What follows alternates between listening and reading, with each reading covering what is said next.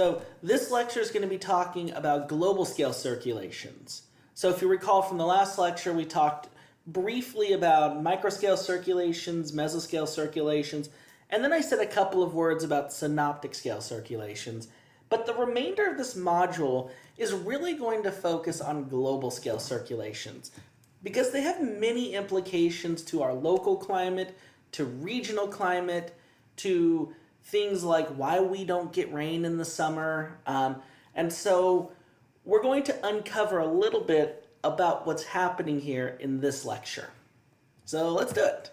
So the first thing I want to mention about global wind circulations is they are what I would consider to be the single biggest terrestrial cause of climate. So where you happen to land in a global scale circulation really dictates the kind of weather you get there. If you happen to be in a region of semi-permanent high pressure system, or semi-permanent high pressure, you're very likely going to get relatively dry weather. On the other hand, if you're located right along what's called a polar front, chances are you get a lot of wet weather. With that said, what I'm going to be talking about in the next few slides are a model of our globe's circulation system. Because this is a model, there are some approximations, there are some averages that are taken into consideration, and if you recall from last week, from our previous module, models represent simplifications. Models represent simplifications. With that said, the models that I'm going to uncover in today's lecture actually do a really good job of helping us visualize and conceptualize what is happening in our atmosphere. So let's start with the fact that we have an unevenly heated Earth. This is pretty straightforward, but think about it. We have an Earth that is approximately 70-75% covered with ocean, 20 to 25 to 30% covered with land. Then that land, there are different elevations, different land covers, different types of vegetation, different types of trees, different types of deserts. Then you have a sun that's coming in from different angles at different latitudes, different day lengths, different everything. And this all results in the fact, yes, that the Earth is unevenly heated. We have regions of the Earth that are very, very warm, and then regions of the Earth that are very, very cold. And as I've said previously, a natural system seeks to balance out these differences, seeks to balance everything out. And that's really what wind circulations are, really as a whole, is the balancing of uneven temperatures. So let's talk about this. The first type of circulation I want to talk about, or the first type of model I want to talk about, is what's called the single cell model. The single cell model is very basic, but it actually gives us an initial first look, a pretty accurate initial first look of what's happening in our atmosphere. So here's what you need to think of. Think of our Earth as a smooth globe, meaning there are no mountains, there's no terrain, there's no changes in elevation anywhere. And then assume that it's uniformly covered with water. So there's no changes in friction, no changes in specific heat from one location to another. It's just uniformly covered with water. The next thing we're going to do is we're going to take away the tilt of the Earth. And as a result, we're going to place our sun directly over the equator. So the equator happens to always be where the sun is directly overhead. The last thing we're going to do to this Earth is we are not going to rotate it. Instead, the Earth is going to remain still. Now, this may sound a lot scarier than it really is. If you've ever watched, there are some documentaries on what would happen if the Earth stopped spinning. But don't worry, this is just a model. We're just getting an idea here. So don't worry about the idea that one side of the Earth is getting endless sunlight and the other side is getting endless dark. Don't worry about that. Just remember that this is a model. And the reason why we don't rotate the Earth is we don't have to worry about the Coriolis force in this case. So we have a uniformly covered Earth with water. So friction is uniform everywhere, if it exists at all. The sun is directly over the equator, so there's no seasonal shift, and the Earth doesn't rotate. Well, here's ultimately what this comes up with. This gives us an Earth that looks kind of like this. So what we get is, at the equator, the water is very hot, which results in the air being very hot. This air then rises, creating high upper level pressure. Meanwhile, the air over the oceans is really cold.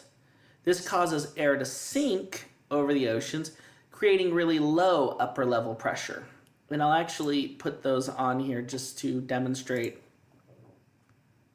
what's happening. So you get low pressure in the upper atmosphere here over the poles, and you get high pressure here in the upper atmosphere over the ocean.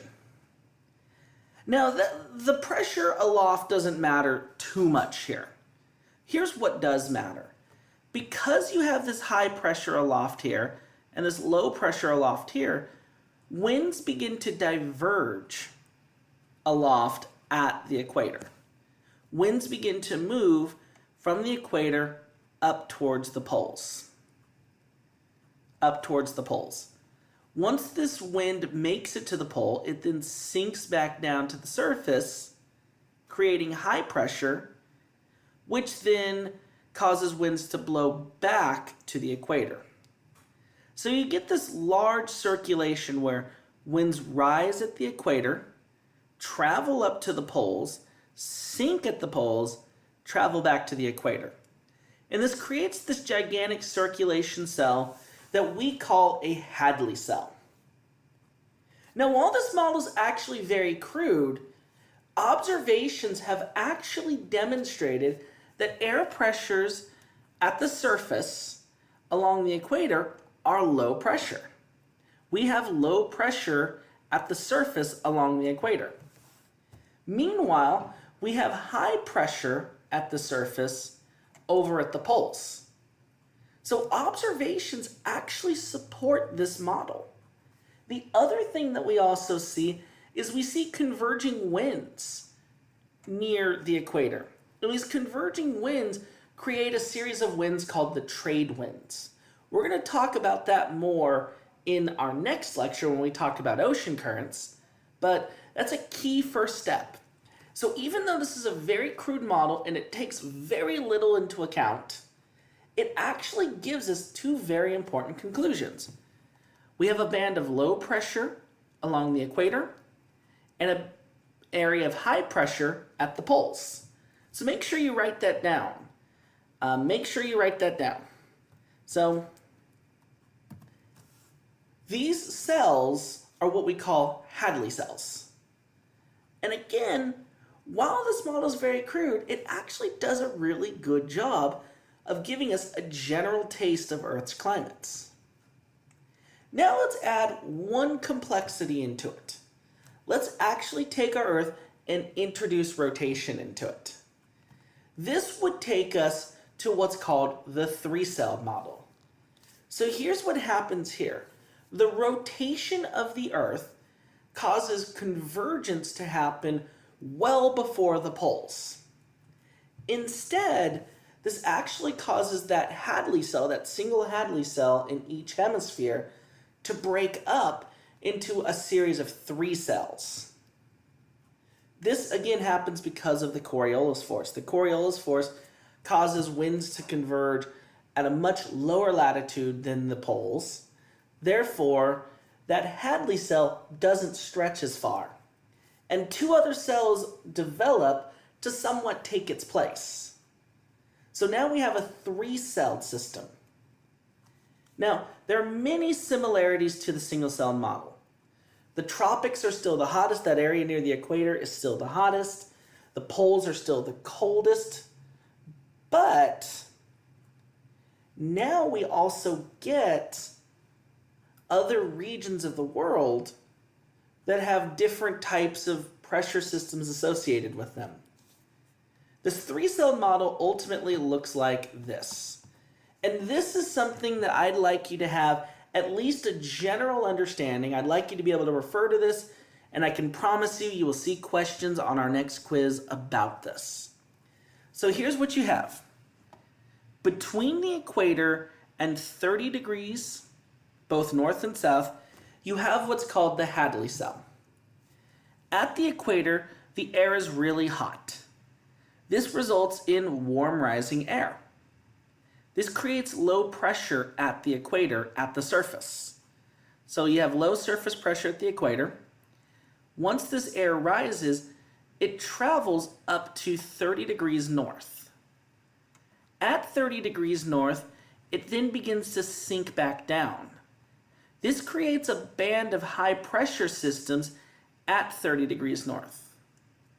We actually call this latitude the horse latitudes. And I've heard before why they call it the horse latitudes. It has to do with the fact that that boats that were trying to carry horses from one location to another would get stuck there because the winds were so calm.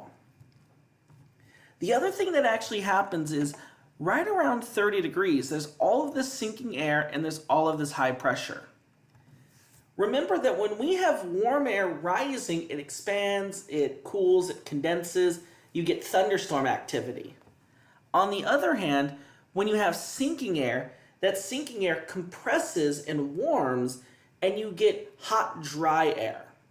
As a result, the latitudes near 30 degrees actually represent some of the world's largest deserts. Think about the desert Southwest here in the United States. Think about the Sahara Desert in Africa. Think about the Australian desert in Australia, the desert in southern Africa. They are all right around 30 degrees away from the equator. And they are some of the driest places in the world. So, moving north, passing the Hadley cell, we then get into a secondary circulation called the Ferrel cell, or the Ferrel cell. Some people call it Ferrel, others call it Ferrel. In this class, it's potato. So here's what you get here. You have that sinking air at 30 degrees. Once that air sinks, it then begins to travel poleward. That means towards the poles. Once it reaches 60 degrees, it begins to rise again. And so right along here at 60 degrees, you get a band of low pressures often referred to as the subpolar jet, often referred to as the polar front. And this actually represents a key boundary between warmer air towards the equator and colder air towards the poles. Also along this area, there's a lot of frontal activity. And this frontal activity creates lots of stormy weather. So this is actually where regions get a lot of stormy weather. Then finally, heading further towards the pole, a third cell, which consists of rising air at 60 degrees and sinking air at 90 degrees, forms called the polar cell. And this results in low pressure at 60 degrees, high pressure at 90 degrees.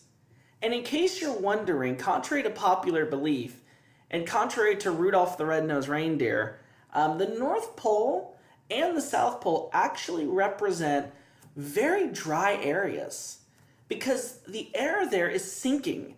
And so you have this big area of high pressure, hence really, really dry weather there. And so those regions represent actually some of the driest places in the world. However, whatever snow does fall or whatever ice does fall stays there because it's so cold. The last thing I want to talk about are these winds that develop. So you now have low pressure at the equator, high pressure at 30 degrees, low pressure at 60 degrees, and high pressure at 90. This creates three very important bands of winds. The first band of winds that develops starts at 30 degrees and travels towards the equator. As it travels towards the equator, the Coriolis force in either hemisphere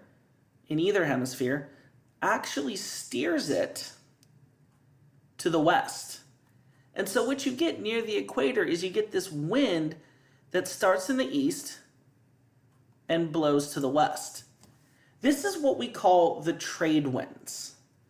And these are called the trade winds because trade routes used to take advantage of these winds whenever they would travel from Europe over to North America or travel from America to Asia.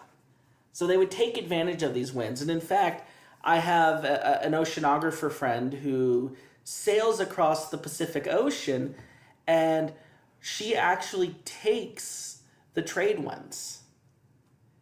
So these are actually very important winds, and these are very, very predominant winds. These actually exist there and are semi-permanent.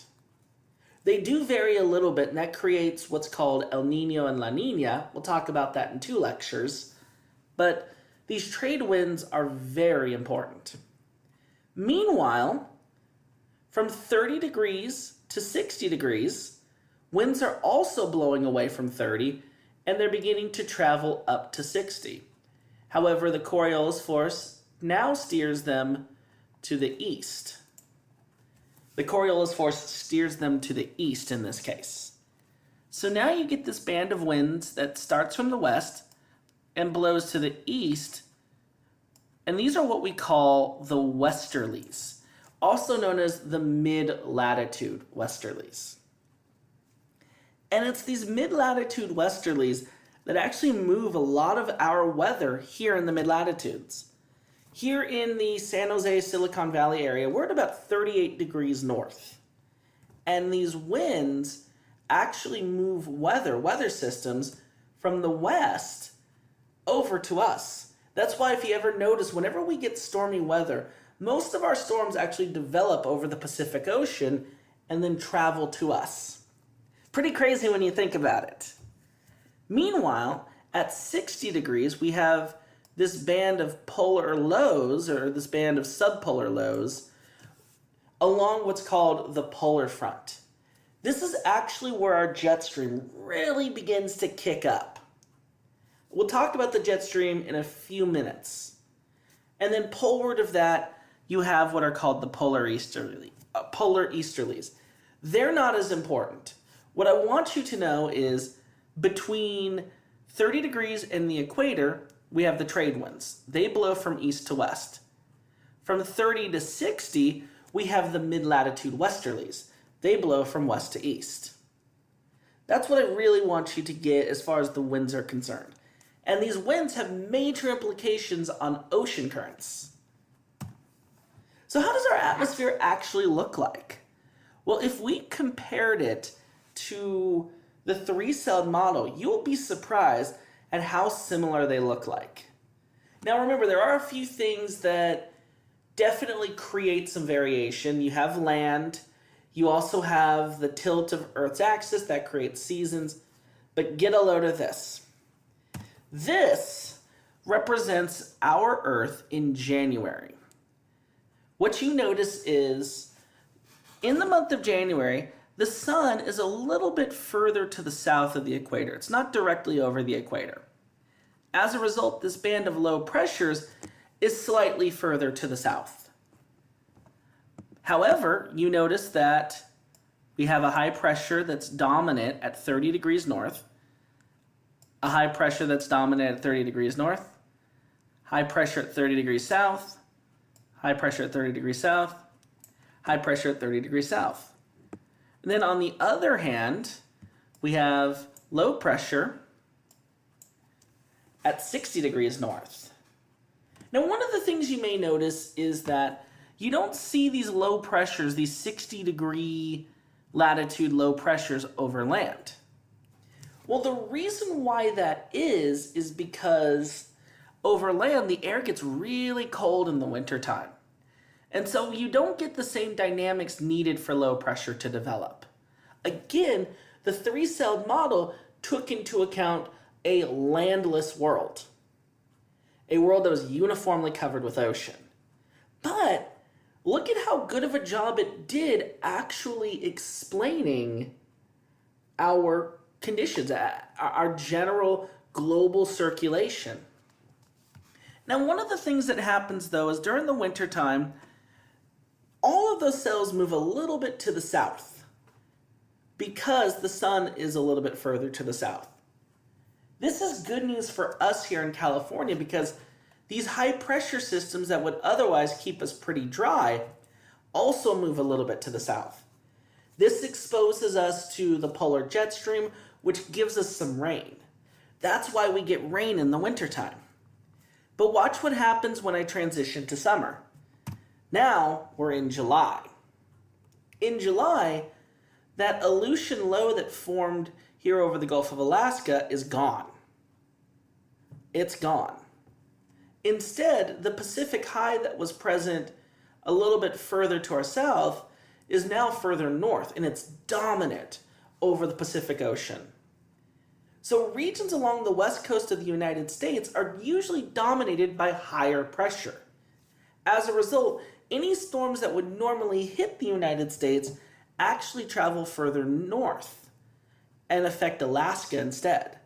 So we don't really get any rain in the summertime, and this is why. Now, our friends further north in areas like Oregon and Washington, they actually get a lot drier in the summertime too, but they don't get as dry. But again, as you notice, now that we're in summertime, this intertropical convergence zone, this band of low pressures at the equator, now moved a little further north. Again, a little bit of inconsistency with the model. You also have these thermal lows that develop, and these actually occur at some of the hottest places in the world. You get one that develops here in the desert Southwest, one that develops here in the Middle East, just west of the Tibetan Plateau. And these are what are called thermal lows. The air there gets so hot and there's so much rising air that a thermal low develops. But again, for the most part, this does a really good job of replicating our model. Now, the last thing I want to talk about is the jet stream. So there are actually two main jet streams, but one of them really isn't as important. The two main jet streams are called the subtropical jet stream. This represents a boundary between tropical regions and subtropical regions. So this usually is present at, let me use a different color here. This is usually present at, I'll use red. This is usually present at 30 degrees. Oops. Meanwhile, the polar jet stream is usually present closer to 60 degrees. These actually represent a boundary between warmer air closer to the equator and cooler air closer to the poles. Now, the subtropical jet stream is relatively weak, and it's not nearly as big a player as the polar jet stream is. But it's still there, so we still want to talk about it briefly. But we're going to focus mainly on the polar jet stream. So the polar jet stream is, again, a boundary between much cooler air near the poles and much warmer air near the equator. But we actually see this in everyday observations, and we've done a really good job of modeling this in our forecast models. Let me give you an example. So our models actually do a really good job of forecasting both of these jet streams. They do a really good job of forecasting both of these jet streams. During El Nino, the subtropical jet stream becomes strengthened. We'll actually talk about that in 2 lectures. But for the most part, most of the weather that we get here, most of the interesting weather, most of the stormy weather we get here in California is caused by this polar jet stream. During the winter time, the air gets a lot cooler, and so this polar front travels further south. We happen to catch the tail end of that, and that's where we get stormy weather. I'm just going to say a few more things about the jet stream, and then we're going to wrap up for this lecture. But the jet stream is a band of extremely fast wind in the upper atmosphere. And when I say the upper atmosphere, I'm usually talking about the 300 or 200 millibar pressure levels, usually about 10 kilometers above the surface of the Earth. So 10 kilometers above the surface of the Earth, that's about right. So that's about 6-7 miles above the surface of the Earth. So it's about flight level. And in fact, one of the reasons why planes even fly at that level is because they want to catch the jet stream. The jet stream acts like a freeway. Major storm systems actually form and travel along the jet stream. So it's really important. But the way that the jet stream even forms is it's a boundary between warm air from the equator and cold air from the poles. So what we have is we have this warm air mass near the equator and this cold air mass near the poles. What that creates is that creates a very stark temperature difference over a small region. That stark temperature difference, going back to the two-column model, creates a stark pressure difference. That then creates a wind in the upper atmosphere that begins to blow from the warmer air near the equator to the colder air near the poles. And then our good friend the Coriolis force steps in. The Coriolis force takes that wind, steers it to the right here in the northern hemisphere. And so we get this very well pronounced band of westerly winds in the upper atmosphere. And so the jet stream ends up playing this really big role as a boundary between warm air further south and cold air further north. And in fact, if you ever watch a weather report, whenever we have a major cold snap during the wintertime, which we get them here in the Bay Area, they'll usually say, well, today the jet stream's actually traveling further south, and we're in what's called a trough. And what that means is that this jet stream, this boundary between the warm air to the south and the cold air to the north, has moved further south. So we're now under the cold air mass. We're under the cold air mass, and so we expect colder weather conditions. On the other hand, in the summertime, the jet stream travels further north, and so warm air pushes in.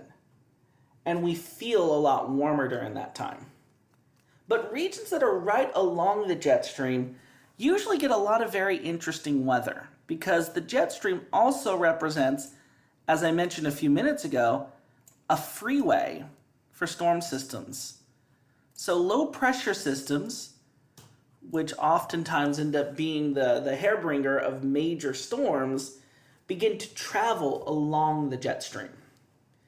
And so we as meteorologists want to be able to forecast the position of the jet stream and the intensity of the jet stream because that then helps us understand where low pressure systems develop. We're going to talk more about this next module when we talk about what's called cyclogenesis. But for now, just know the jet stream acts like a freeway for these low pressure systems. Finally, the last question I'll ask before we wrap up this lecture is, why does the jet stream take place higher up in the atmosphere? Well, if you go back to the two-column model of circulation, what you actually remember is that surface pressures really don't change much. Surface pressures really don't change. What does change is pressure aloft, pressure higher up in the atmosphere. And what actually happens is the higher up you go, the greater the difference in pressure. Near the surface, very little difference in pressure. As a result, very calm winds. But the higher up you go, the greater the difference in pressure. As a result, the greater the difference in winds. Now, because we're well above the surface of the Earth, we are above what's called the boundary layer. What actually exists up there is what's called geostrophic balance. The pressure gradient force and the Coriolis force cancel each other out, and the wind just continues to travel. It just continues to travel straight out of the page. So this wind right here is actually traveling out of the page. If you were to take your thumb, stick it up, and then stick the other side of your palm onto the screen, that would show you what direction the wind is blowing. Well, the higher up you go, the stronger the wind blows, because the greater the difference in pressure. Also, the lower the friction. And again, there's no friction above 1,000 meters. So this is why we have a jet stream. Again, in our next module, we'll uncover more what this jet stream does and how it leads to what's called cyclogenesis. But for now, just know the jet stream is a boundary between warm air towards the equator, cold air towards the poles. And this ends up acting as the major freeway for storm systems to move from one location to another.